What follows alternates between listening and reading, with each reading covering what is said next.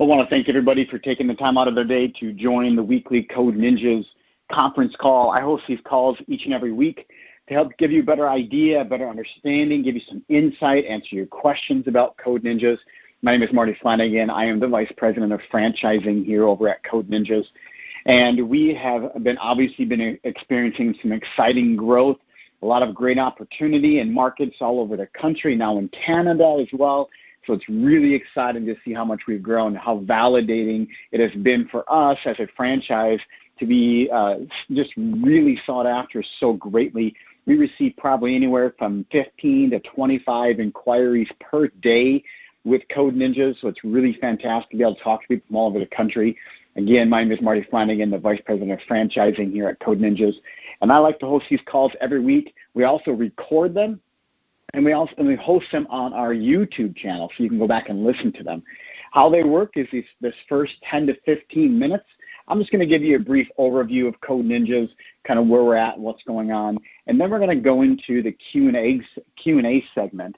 And that segment is where you're going to be able to ask any questions you have for Code Ninjas, about Code Ninjas, whether it's going to be about us franchising side of it, whether it's going to be about something with the franchise disclosure document, the business model. It's really going to be your opportunity to ask whatever questions you have on your mind. And you'll be told how to do that, or kind of tell you to hit *6. You'll be able to do that at that time. It'll be very simple. It'll virtually raise your hand, and I'll be able to unmute you. So Code Ninjas, well, how did we start? What's happening? Well, kind of to go by the numbers right now, we currently have about 355 sold territories across the U.S. We currently have, I think after last weekend, it's 77 locations open.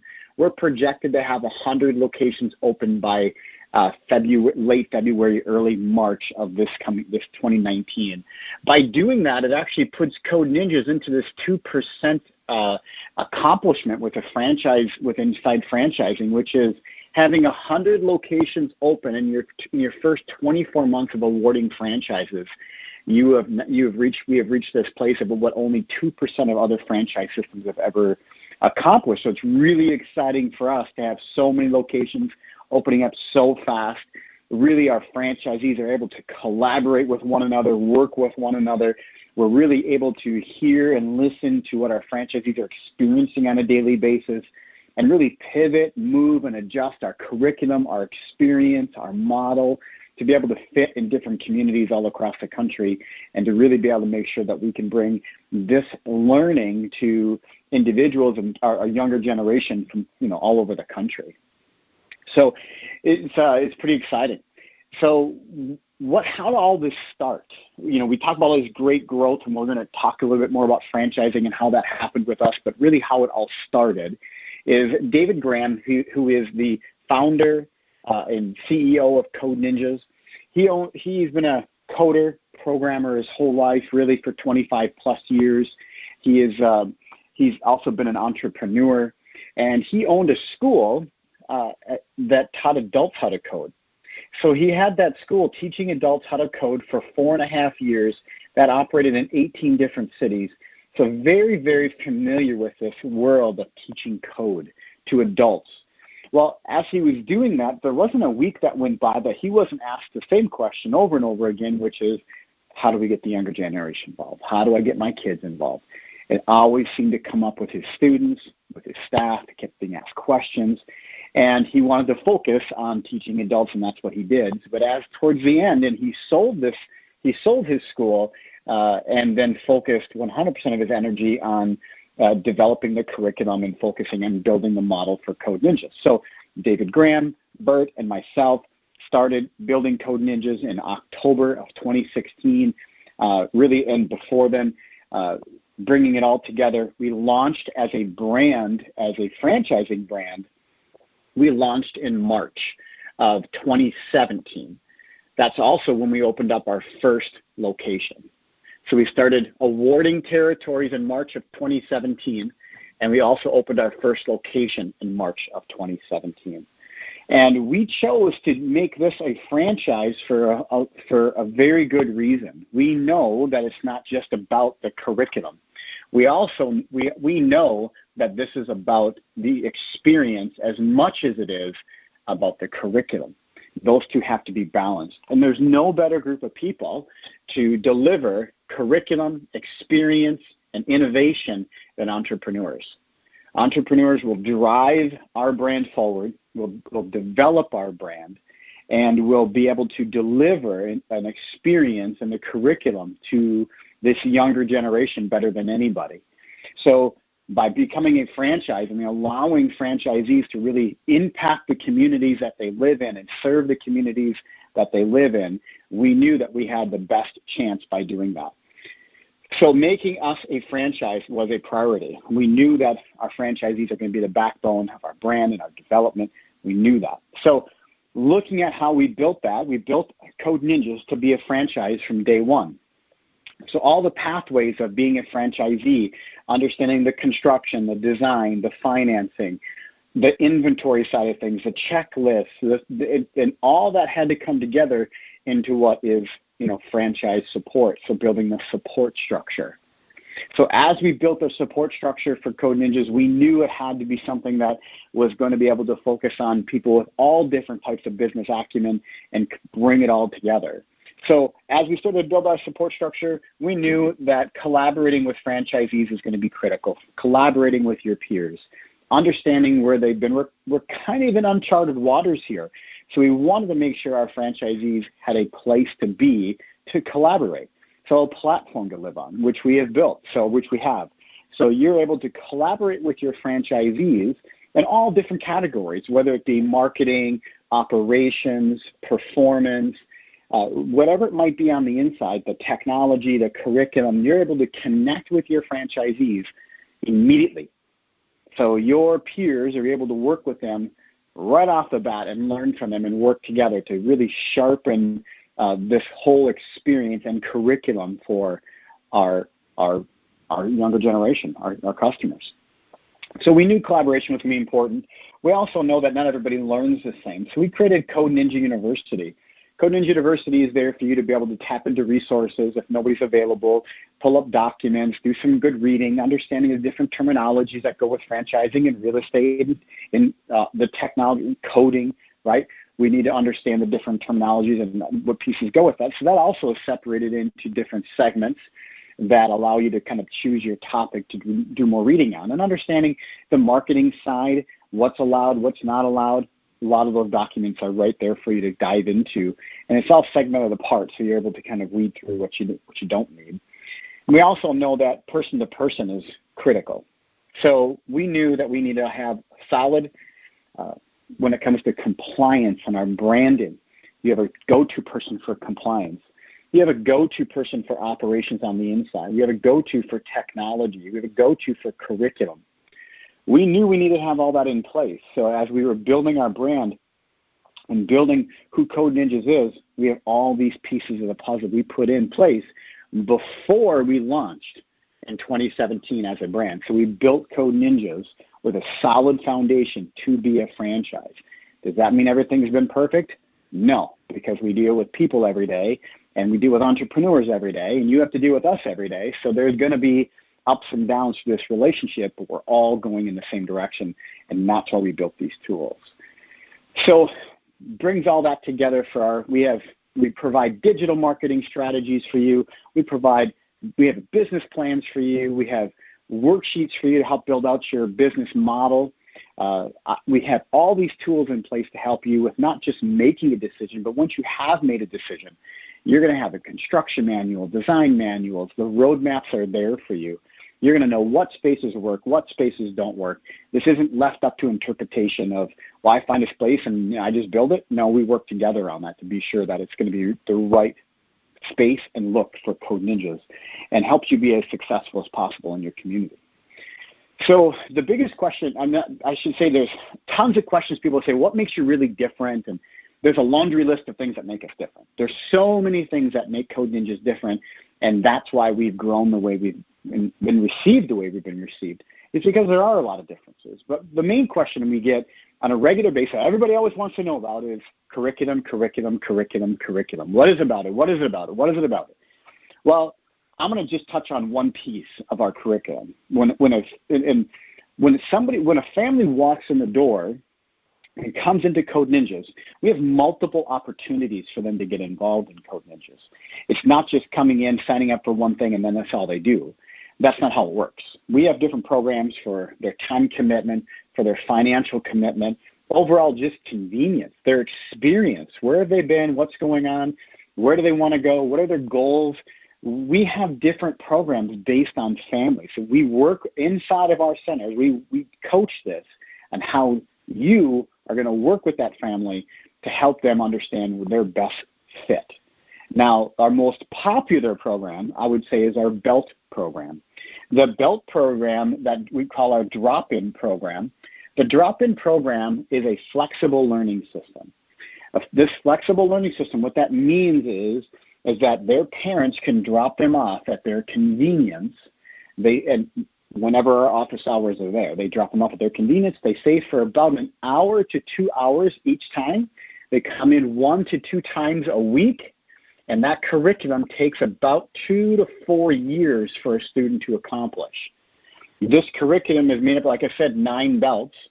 With inside each belt is a learned set of skills and a learned set of concepts. At the end of each belt, they're required to show their proficiency by building a game that requires those skills and concepts. Once they've done that, they're able to progress to the next belt. This is a cumulative learning system, so every belt compounds and builds onto one another. This is not a random subject learning. Everything is interconnected. Everything is intertwined. Code Ninjas is the only company right now with the only curriculum on the market like this that has a LMS, right, a learning management system. There isn't a learning management system right now that tests or teaches or, tests students on their proficiency of coding, their knowledge of coding. We built our own. It's called our game development platform.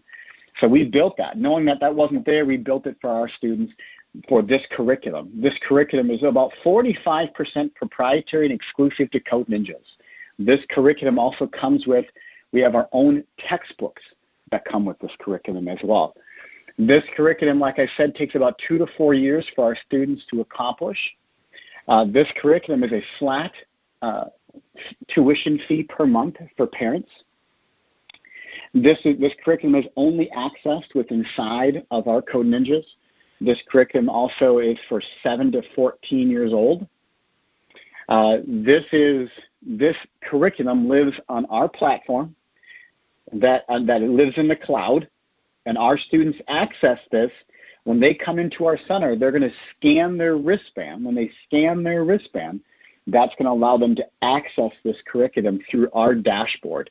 That dashboard in terms of what their progress has been, so they can continue to work through everything. So they don't have to try to go back and try to figure it out. Also, with this curriculum, in early 2019, we'll have reciprocity. So they're going to be able to use any Code Ninjas and to be able to view their curriculum right where they had left off. Pretty fantastic. I mean, this is our most popular program that we have. But again, it's also only one of our programs. We do camps, we do workshops, we do an after-school program. We also do birthday party. We also do parents' night out. So there's multiple opportunities for families to get involved in Code Ninjas. And we coach and teach each one of our franchisees, all of our center directors, to work with families that come in to find their best fit. This curriculum also just has, as a side note, also we have an 8-to-1 ratio for students to what we call our Code Senseis. You can do a 10-to-1 ratio. I see a lot of our franchisees doing an 8-to-1 ratio. It's a self-paced but not self-taught program. They will have problems. They will need help. They are going to need assistance. So when they do that, they're going to raise their hand. When they raise their hand, Code Sensei is going to come over. That Code Sensei is going to work with them one-on-one with the challenge that they're facing at that moment. And they're going to work with them on that individualized basis to help them through that. And they'll keep using the textbooks and the dashboard to work their way through the curriculum with the Code Sensei's help. So that is the drop-in program. That's that flexible learning system we talk about, our BELT program that we talk about in terms of Code Ninjas. And again, that is about 45% will be crossing the threshold of 50% proprietary and exclusive here shortly, which will be really exciting. That's just right around the corner. Some big news coming with that. So that gives you a really brief look at Code Ninjas, that 15 minutes of kind of a brief overview of Code Ninjas and a little bit of our curriculum. If you have questions on anything in terms of Code Ninjas that we are doing, I can tell you that we do have some markets that are sold out. So if you have questions regarding markets, like Houston is sold out, Austin is sold out, North Dallas isn't available, New Jersey is going to be very, very tight. Down in Miami, it's almost impossible. So there are a lot of markets that are going to be unavailable. If you have questions on particular markets, I would suggest you connect with me one-on-one, or if you've been working with Jeff Thames. My email, if you don't know who you've been working with, you can email me, Marty, at codeninjas.com, and I can help you with that.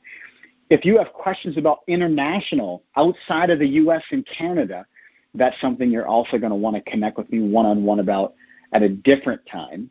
And again, Marty at codeninjas.com. For anything outside of U.S. and Canada, you're going to want to connect with me one-on-one with that. Otherwise, this is going to be your time to ask any questions you have. We have about close to 30 people on the call today, which is about average. If I've done such a fantastic job and nobody has any questions, we'll end today a little bit early. But if you do have questions, this is going to be your time to ask away. And I'll do my very best to answer all your questions as we kind of go along. Hi, you have a question? Yes, sir. So I'm in Canada, and I know you talked about some categories in regards to areas and territories. How does that work up here? Because Canada's market is a little diverse, not as populated as the U.S. market. Are we able to get a specific territory upon opening our first? Oh, of course, yes. We do all of our territories. I've done a lot of work in Canada, and I'm in northern Minnesota, so people always ask if I'm in Canada, and I say kind of basically I am. I live in northern Minnesota, so I know Canada very well, and the way we do our territories is based on demographics, so which is really helpful up in Canada. I mean, Canada itself is probably is going to have maybe 40 to 50 total markets that we're going to have available in Canada. I would say in that range somewhere, and I would expect that to be sold out by March of 2019. Our territories are going to be no larger than a 3-mile radius, but understanding our guidelines with that as well, we do not stack Code Ninjas on top of one another. So there's internal matrix that we go by, and then the demographics that we also go by when it comes to understanding those markets. And we like to space our Code Ninjas a little bit further apart just to give our franchisees the opportunity to be successful, where a normal franchise would be, well, you have a 3-mile radius, and we're going to let somebody else be 3.2 miles away. We don't. That's not our policy. We don't do that.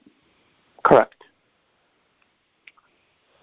Is that helpful? I know I gave you just a ton of info there. Probably could have done it. No, that was extremely helpful. And my other question is it possible to be provided the business plan? So we can look at your business plan, because I have an investor, obviously, that I'm going to be partnering with in this endeavor to move forward, hopefully.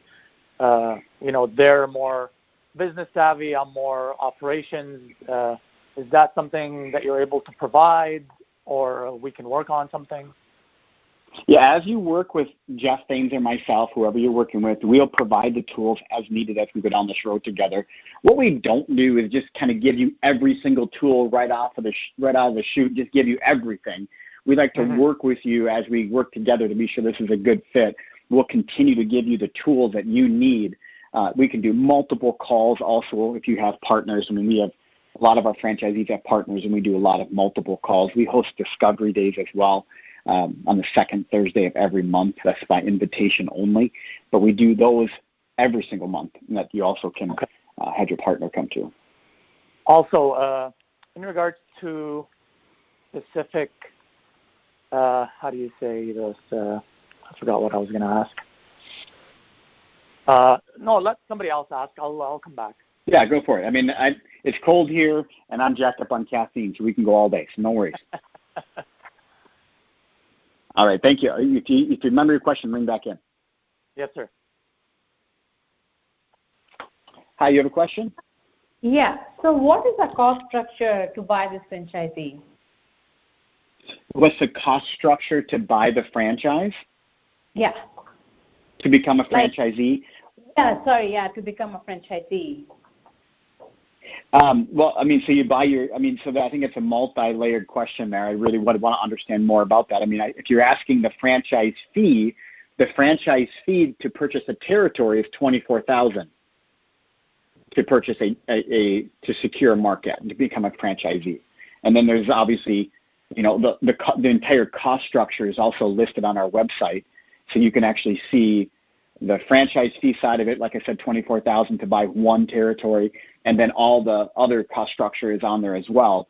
So I guess it really depends on what other costs you're asking about. Okay, so I'll look at your website. Yes. Okay. Thank you. Awesome. Thank you. Hi, you have a question? Yes, hi. My name is Raman from Goodyear, Arizona. I do have a bit more familiarity as I was able to attend the grand opening of a friend of mine's franchise in San Antonio, which was awesome.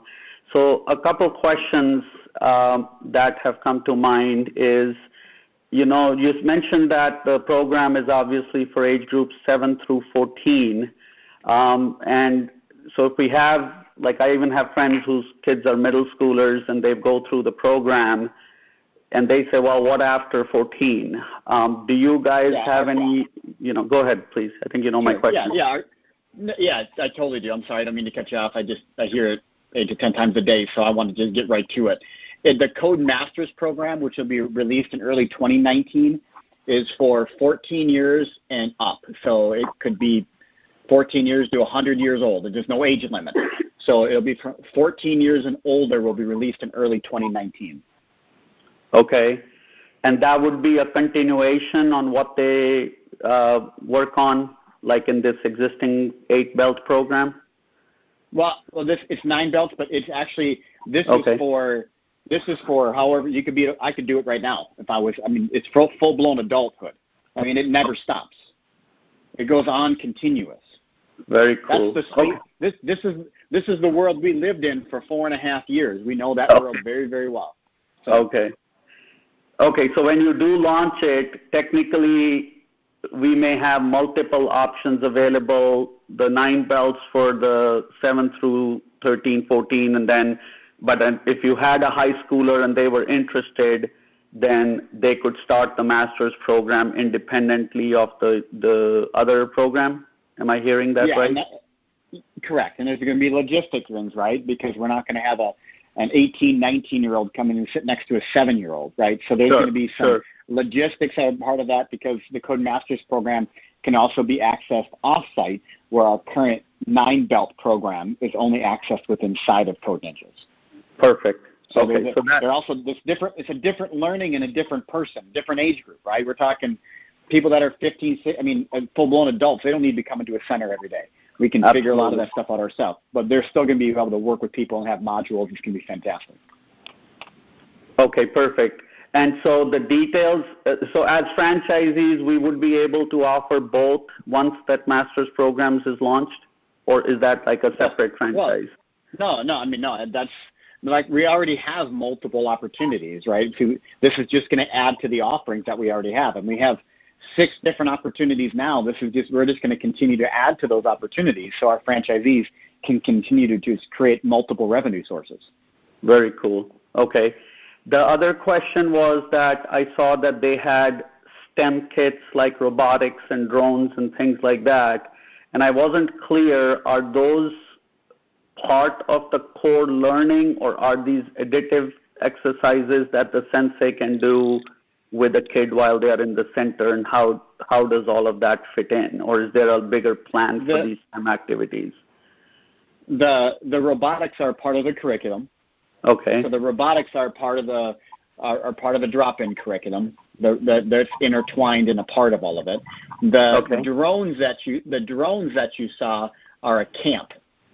Okay. That's a camp that our franchisees will do whenever there's not school. They can do camps. We have some exciting news around the corner about our camp program as well. That's going to be that I think is going to take Code Ninja to a whole nother level, and it will be letting everybody know about that probably in the next few months, maybe even sooner, about our camp program, which is going to be exciting. Okay, very cool. And then the last question there was that for the 9 bells in the game development curriculum, especially the last 2 or 3 bells that require 3D modeling and game development, is there a requirement of the kind of equipment? Like, are there specialized laptops that need to be bought or anything to facilitate that stuff, or can pretty much any standard laptop take care of it? No, not they're going to need a more high. The center is going to need a higher powered machine. We have all of our machine specs in place for our franchisees, so they know what they need to buy when they need to buy it. Oh, okay. So all of that would be provided during the details when we get on the franchise stuff. Correct. When you become a franchisee, you get all those great details. Okay, perfect. Okay, yeah, no, those were just some of the questions. It was pretty exciting on the energy that was there at the center. I told Jeff about that, so I'm good. Thank you. Great. Yeah, awesome. Thank you. Yeah. Hi, you have a question? Yes. Hi, Marty. I actually have 2 questions, and you may have answered part of it. I just needed some additional clarification. On the territories that you said are sold, for example, you threw out there Houston and Austin. As far as the research, you said within the 3-mile radius, but I'm wondering, is there someone, boots on the ground or close that can do a deeper dive into some of the intersections or areas? Because we're based out of Houston, so we're very, very familiar with Houston. Okay. So that's our corporate office. So in Pearland, right? Yeah. Yeah, so we know Houston very, very well, and I've worked, and I mean, we pay for the research. I mean, we've done it. We're very familiar with Houston, Austin, Dallas, San Antonio. Houston's a closed market to any new franchisees. If anything comes available in Houston, we would release it to our existing franchisees first, and then we would release it to the general public if anything came available in Houston.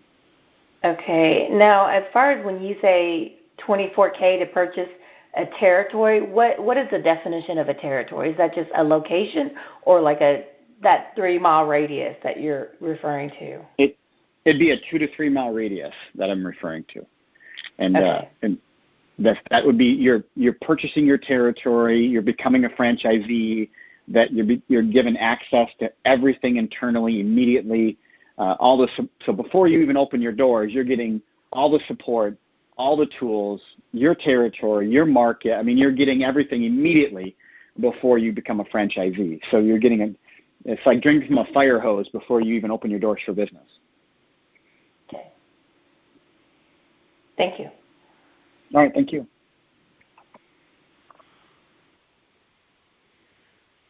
Hi, you have a question? Marty, how are you today? Doing very well. How are you? Good. This is Kevin up here in Canada.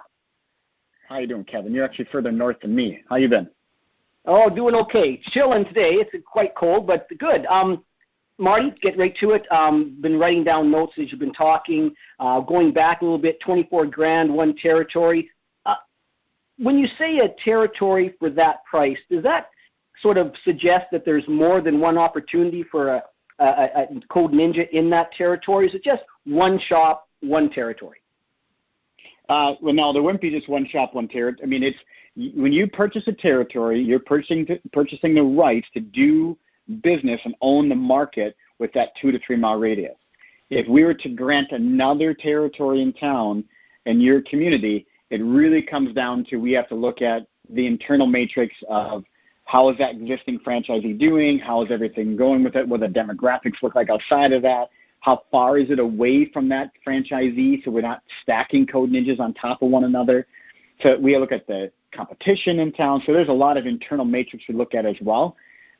So it's not like we're just going to be selling territories on top of one another. If we were to do that, we'd probably have 1,000 units sold by now. We're not looking to do that. So we're very strategic about where our locations go and how far they are away from one another, because real estate also has a big part to do with where our locations go. We're not going into $75 to $85 a square foot, U.S. dollars a square foot places, because that's just crazy rent. So we're just very strategic about where we put our locations, and all territories have to be approved and go through our internal approval process. Okay. Now, how does that work with what you just said about first options with regards to certain cities down the States? Like, is that just an automatic? Like, if I'm in a small city, which I'm in, and all of a sudden there's an interest and you leave and there's a room to expand, do I have that first option, or is that sort of like a question you automatically ask me is why you haven't done this, or how closely do you work with me before you go to work with a second party? Well, you do not get first right of refusal. We don't do that. We don't do any first right of refusal. So when it comes to your area, I guess we would have to really, it's really up in the air. Right now I don't know enough about who's doing what or when or how. There's a lot of unanswered questions. So typically, before you become a franchisee, you are going to be aware of what other market in your town could be sold. So what we don't do is work with somebody, right? And work with them, and all of a sudden they say, okay, I'm ready to move forward. And I say, okay, wait a second, I have to call Kevin to make sure Kevin's going to be okay with it. We don't do that. And when it comes to your town, what's that?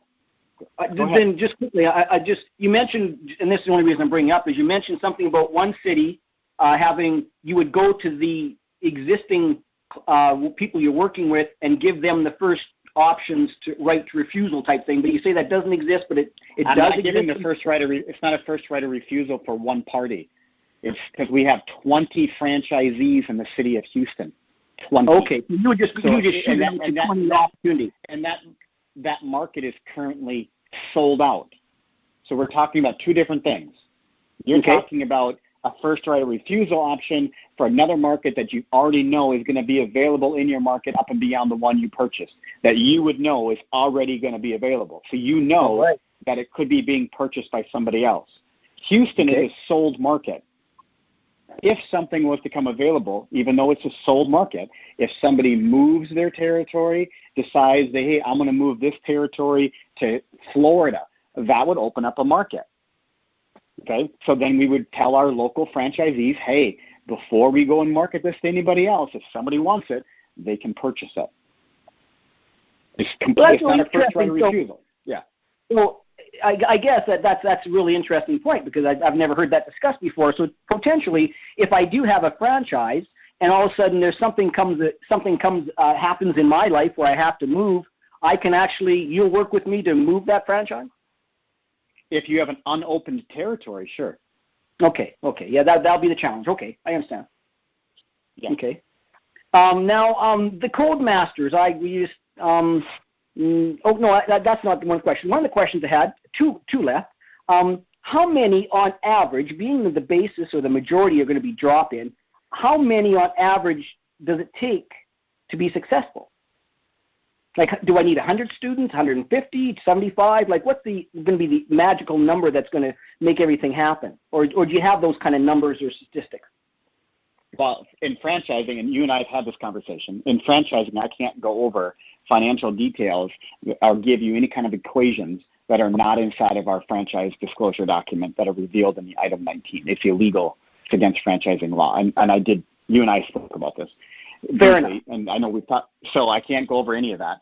That's also unfair, right? I mean, I don't know, what are your expenses? How much are you going to pay yourself? What are you going to pay your staff? How much inventory are you going to buy? How much is your rent? How much is your loan payment? You know, a lot of variables. How much is I have no idea about all those things. So just to ask me a number is kind of like saying, hey, my car's making a noise. What's wrong with it? Right? I would have no idea unless we dug in. So we created a document an Excel document that allows you, and I sent this to you, that allows you to be able to break down your market and plug and play all the data. You can plug and play all your cost of doing business. You can plug and play all of your revenue sources. And then you can look and see on there exactly how many students it's going to take for you to break even. That also is going to show you what your ROI can be, your base operating expense. So that Excel spreadsheet that I sent you, those numbers can be right there for you. You can use the item 19 inside the franchise disclosure document. You can use that item 19 and reverse engineer it and plug those numbers in and have it within 15 minutes. Pretty simple. Item number 19. Okay, well, I'm glad you said that you sent me something that I haven't quite seen yet. So I'm going to have to go look for that because somehow I lost it because I don't know anything about what you just said. So I'll go look. I'll go find that, and I apologize because I should have that answer and I shouldn't have asked the question. But that's good. One of the things that was brought up by talking with somebody is how do you follow the industry changes? Like when there's a change in the coding and different platforms and so on and so forth. How do you integrate that, or is there something involved in that right now? Well, I mean, when it comes to industry changes, I mean, when you think of technology, right, you're talking about languages. So you're talking, what you were asked, I'm assuming, by somebody, was how do they keep up with JavaScript or Python or C Sharp or what they do? It's like, well, first of all, we're not here to teach 7 to 14-year-olds to be experts at JavaScript or C Sharp. We're not here to teach them to be experts in Python. We're teaching them this core learning values of critical thinking skills, problem identification, problem solving, time management, leadership, collaboration. By teaching those underlying skills, those are fully transferable skills. A great coder and a great programmer can pick up a language over a period of a week, but they can't pick up those skills. The problem identification, problem solving, critical thinking, collaboration, leadership, time management, those skills are practiced skills. That's what we focus on. The actual languages and technologies, yes. Do we teach JavaScript? Yes. Do we go into C Sharp? Of course we do. Okay, and we actually have another language that we actually go into too. But the core skills that we teach are fully transferable. So when they get older, they can choose their language, they can choose their technology. So as this whole movement of different languages happen, they're going to be able to fit right in with that and be able to understand it because really it's just a syntax, right? So they're going to be able to, and sometimes projects take multiple languages. We can't brainwash them into thinking that JavaScript is the only way or Python is the only way. Let them choose. Let them choose their poison when they get older versus us choosing for them. Fair enough. That's it. That's my questions. I appreciate the time. Awesome. Thank you. Hi, you have a question? Yeah, hi. This is Sharif from Toronto, and I did have a couple of questions. Some of them may be a little silly because this is pretty new to me. I come from a strictly corporate background, but please bear with me. No silly questions. Absolutely no silly questions. And by the way, everybody has been from Canada, I think, besides like two. And it's because it's cold, right? I'm in northern Minnesota, and it's like, I think it was like 17 degrees out this morning. It stinks. So we're all inside making phone calls. That's awesome. All right. So first question was, I know that you don't need to be, a techie to own a franchise, but as far as the coaches are concerned, if I have a franchise, do you guys have a database or something from which we can find coaches, or is that something that is totally up to us, or are we expected to be the coaches at some point with the training and all that? Well, you're not going to need to have a database because when it comes to finding these kids, our coach senseis are typically 17 to 22 years old. They have a computer science, robotics background. They're late high school, early college. This is the space that they want to live in. This is what they want to do when they get older. This isn't somebody coming to work with us because they're choosing between Subway, a gas station, and Code Ninjas. That's not happening. Okay, they're not saying, geez, I'm going to go apply at Code Ninjas or a yogurt shop. They're coming to us because this is the space they want to live in. They're going to be doing our curriculum, something they've never done before. They're going to be doing the robotics that we have, something they've never done before. So they're going to be coaching and working with kids and teaching them how to code.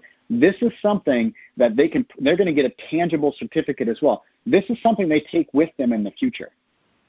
This is something that they're going to be able to bring to a job application, college application, that they were able to teach kids, coding through a game-based curriculum.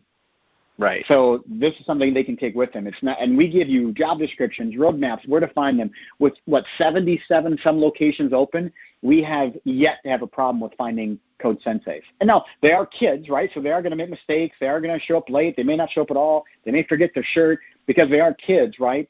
But this is the space they want to live in. So you're getting a little bit more dedicated individual. It's a little bit more laser beam focused versus a shotgun and just hiring people hoping one of them gets it. Got it. Okay, thanks for the info. The second question is regarding the location, or actually the building. Is there like a stipulation for us to have like plaza-style buildings, or can we have like spaces in at the bottom of big condos, for example, in downtown Toronto, where you have a lot of those? Is there any stipulation about the building or the location, and does it have to be owned, or can it be leased as well? Yeah, leased is what typically 99% of franchisees do. They lease it. You can do office in Canada. You can do office retail. You can do traditional storefront retail. You can do industrial retail, something that's called up there in Canada. You can do second floor retail. Here in the States, you can do where we've just last week we added the opportunity to have office retail and second floor retail added to the approval process for here in the U.S. So not only now in the U.S., you can, instead of just looking for traditional storefront retail, here in the U.S., now you can add office retail and second floor retail to the approval process, which really allows you to cast a wider net on spaces and work with multiple landlords to get the best possible opportunity for your Code Ninjas. Oh, perfect. Okay. Now, the next question is really related to like next steps and timeline sort of thing. So let's say now I'm really interested, and I'm interested in having one of the locations, or like you said, the territory in the Greater Toronto area, and I still don't have a location yet. But I do want to kind of book it or to reserve it, and I pay the $24,000. Can I do that before I find the place? Or do I have to find the location first and then start the process? Great question. Most of our franchisees buy their territories first and then find a location. They get a general idea. Mm-hmm. Yes. So they get a general idea of what's available in their market, and then they see that and look at that and say, okay, there's 8 locations that are in my market I can negotiate, and I have room to kind of work with, and I have space to move my territory a little bit. So we give you 4 months to find a lease. And then we give you 4 more months after you find a lease to get your location open. Okay. So we give you 8 months total from the day you sign your franchise agreement to the day you need to have your first location open. We give you 8 months. But we give you 4 months to find a lease. Got it. Okay. Yeah, thank you for the info. I think I'm good to go for now. Awesome. All right. Thank you. Thanks. Hi, you have a question? Hi, it's Earl Epstein in Toronto. It looks like Toronto's the hot spot this week. Heck yeah, it is. Toronto's. I think there's. I bet you right now, half of our 30 callers are calling in from Canada, which is great. Interesting. Yeah. Well, listen, I have not seen anything similar here. And since most of my questions, but had 2 or 3 dozen, but most of the questions I was going to try and ask today have been addressed, which is wonderful. I thought I'd ask about what you know about the competitive landscape in terms of STEM-oriented franchises that maybe have entered the space already, or may have some established presence in the space. I haven't found any. I'm going crazy reading everything I can find on Google. Yeah, you're going to always find competition. There's always going to be competition out there there's going to be either a guy out of his garage or somebody who runs an office space and is trying to make it a franchise, or is trying to take off-the-shelf curriculum and teach it because they know how.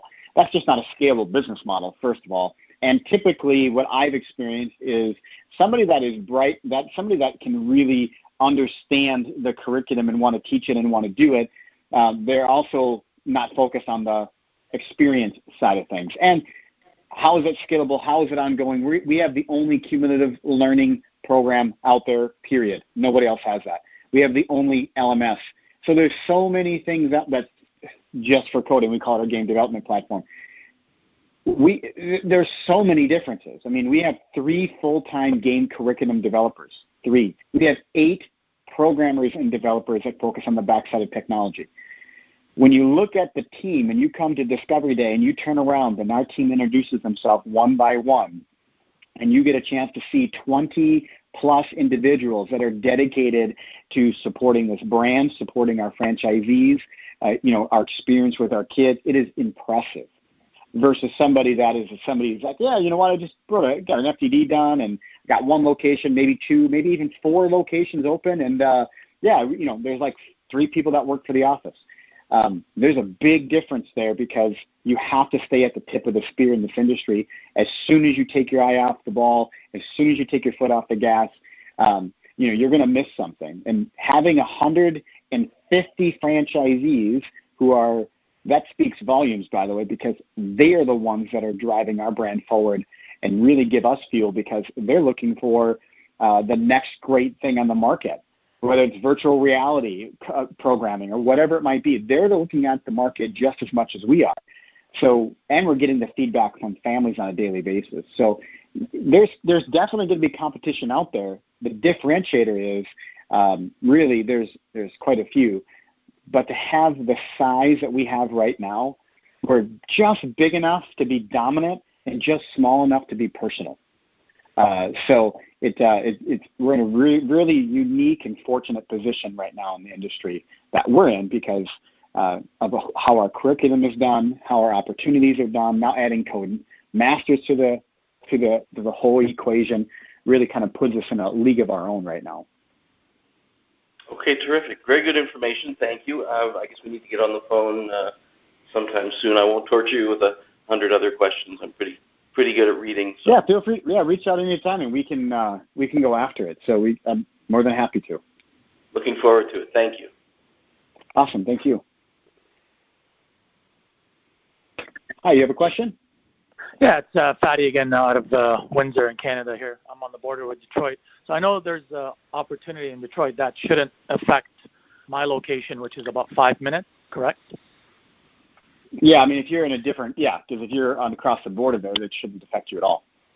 Not even close. Second question is, in regards to the building, you said basically we have 4 months. So say I sign today, I have 8 months to not just find the building, but open the building. Is that to make payments in regards to the franchise fees, or what is that 8-month period? So your royalties are your franchise royalties are percentage based.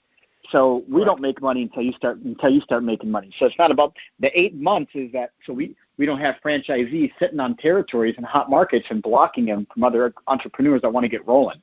So we have to have timelines. Otherwise, we'd have a bunch of people sitting out there forever not opening anything. So it's 4 months to get us a lease done and signed, ready to go, and then 4 more months to open. So if we already own the building, my business partner and I, and we don't need a lease because he owns the building. We just basically... You're going to have a lease no matter what. You'd have to write yourself a lease. Yeah. Correct. So then you're ready to go. I mean, you could have that thing built out and done and open by February. Let's get rolling. Okay. What are you waiting for? No, that's why I'm on the call, and I'm looking forward to talking to Jeff. I'm just harassing you, Matt. I'm just harassing you. Territories, actually. Yeah, get rolling. I know there's a lot in Toronto, but I'm kind of looking at the London, Kitchener, and Windsor markets right now. Don't say anything. Don't say. Don't ever say your market. Don't ever say your market. Fine. You don't want somebody coming in and cutting you off at the knees. It's not going to happen. I have a pretty well-known investor, so it's okay. Awesome. Well, I don't want anybody to buy it before you. That's what I'm saying. We should be finalized by next week, you and I. Wonderful. Awesome. Let's make it happen. So, awesome. All right. We'll reach out anytime. Thank you, sir. All right. Thank you.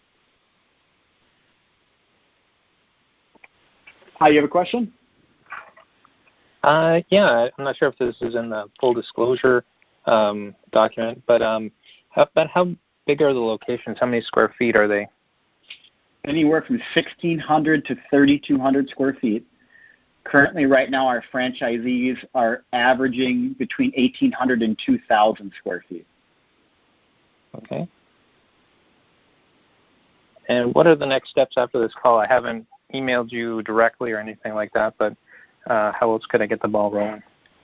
I would say, email me, Marty at codeninjas.com. If you've already received an email from me, or if you've received one from Jeff, just email me right now, and then I'll get you connected, and we can talk. We can kind of go from there. What the next steps are. Okay, great. Discovery days are typically what we want to talk about. How we get you to one of those, and we do those on the second Thursday of every month. So that's probably just in the back of your mind. It's not a requirement, but it's something that typically our prospective franchisees like to come to. All right. Well, thanks very much. Awesome. Thank you. Hi, you have a question? Yeah, Marty, Kevin here again. Quick question, because we're so sparse here.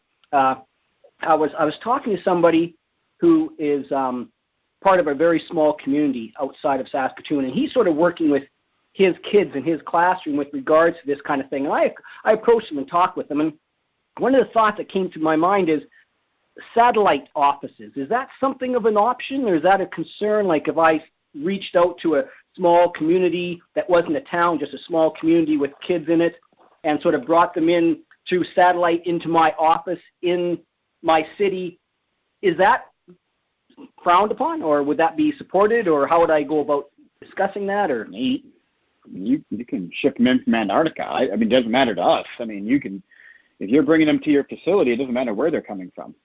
But again, without infringing on anybody's territory or what was seen as my territory. You can't go into somebody else's territory and market and work a school or a situation in somebody else's market.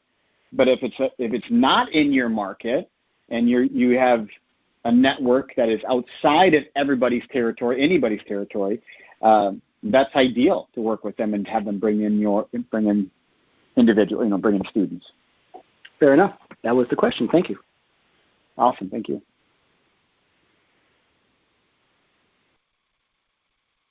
I want to thank everybody for taking time today. And Code Ninjas, our motto, kids have fun, parents see results. We have our parent portal. We have all this fun activity out there for parents to get involved, for kids to have fun. And that's really what we want to focus on is kids have fun, parents see results, and parents are engaged, and kids are having a great time.